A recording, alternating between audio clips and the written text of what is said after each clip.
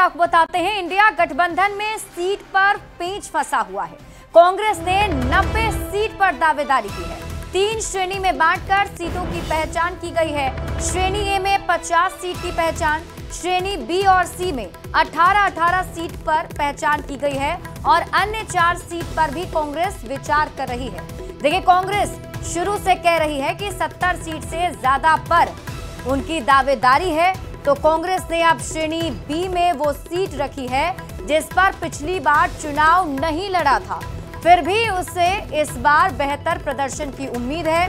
श्रेणी सी में वैसी सीटों को शामिल किया गया है जहां पार्टी को मजबूत प्रदर्शन की उम्मीद नहीं है। तो बिहार में चुनाव लड़ने के लिए कांग्रेस ने 90 सीटों की पहचान की। एक तरफ से तेजस्वी यादव की टेंशन बढ़ा दी है, जिस पर अब राजनीतिक बयानबाजी भी काफी तेज हो गई है। एनडीए के नेता कांग्रेस पर तंज कस रहे हैं कि वो 90 सीट लड़े या पूरे 243 सीट कांग्रेस पर लड़े, कुछ होने वाला नहीं है। तो कांग्रेस की इस चाल पर आरजेडी नपातुला जवाब दे रहा है। राजद के सामने यहाँ कांग्रेस भिक्षुक की भूमिका में है। कांग्रेस कितनी सीटों पर चुनाव लड़ेगी यह राजद की दया दृष्टि पर निर्भर करता है। वैसे इसमें भी कोई फर्क नहीं पड़ता कि कांग्रेस कितनी सीटों पर चुनाव लड़ती है।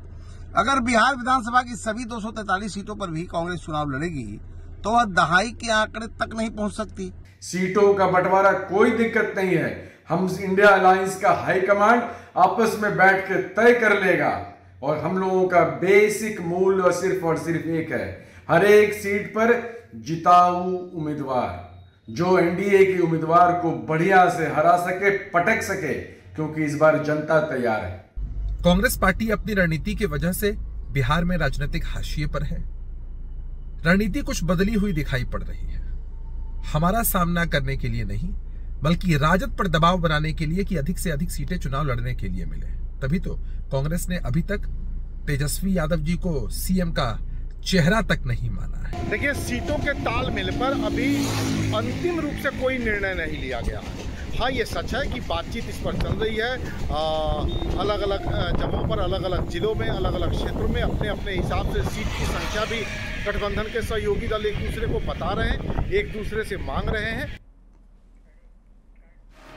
देखिए, बिहार में चुनाव को लेकर बड़ी हलचल के बीच इंडिया गठबंधन में सीटों को लेकर खींचतान भी अब बढ़ने लगी है और इसी कड़ी में अब सीपीआई ने 2 दर्जन से ज्यादा यानी कि 24 से ज्यादा सीटों पर दावेदारी ठोक दी है। पार्टी के राष्ट्रीय महासचिव डी राजा ने गठबंधन में कोऑर्डिनेशन कमेटी के संयोजक तेजस्वी यादव से मुलाकात में ये मांग रखी।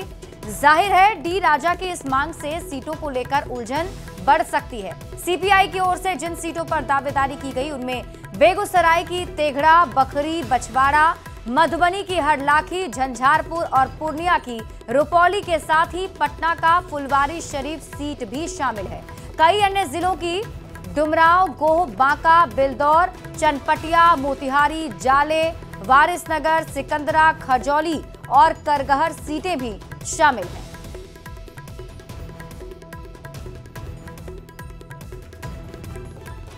तो चुनाव नजदीक आता जा रहा है, निर्वाचन आयोग भी रेस हो गया है, लेकिन इंडिया गठबंधन में अब तक सीटों के फॉर्मूले पर बात अटकी हुई है।